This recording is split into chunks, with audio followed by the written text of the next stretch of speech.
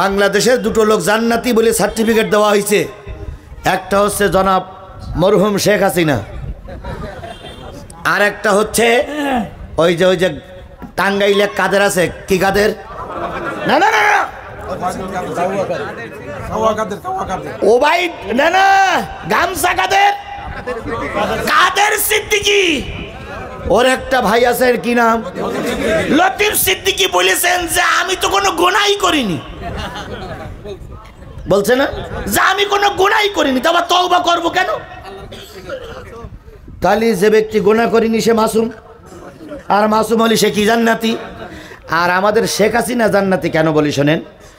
আগে যখন মাহফিল করতে আসতাম, শেখ হাসিনার নেতারা মঞ্চে দাঁড়িয়ে বলতো আমাদের নেত্রী নামাজি, আমাদের নেত্রী সকালবেলা উঠে যায় নামাজ আর কোরআন শরীফ খোঁজে।